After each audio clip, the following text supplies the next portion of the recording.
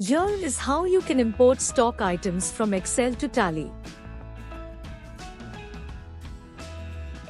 Excel files should be prepared using the recommended Excel formats for masters. Make sure that all of the mandatory columns for masters are included in your Excel files.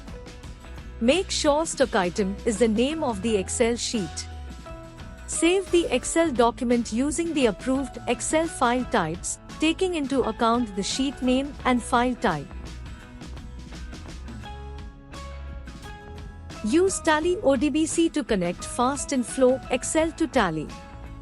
Select the stock item form from the Masters menu. Select the prepared Excel file by selecting the Load Excel button, located at the bottom of the screen. Then, after loading Excel, use the Verify and Analyze techniques to track the existing master and more before importing. Now add all or a selection of vouchers to the Tally. Now click the Upload to Tally button to immediately upload information into Tally. Use the checkbox on the left side of the data grid.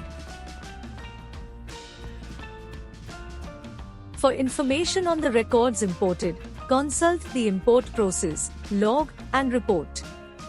Users must check and verify the Tally when the upload is complete. Get free demo of Excel to Tally software at www.fastandflow.com.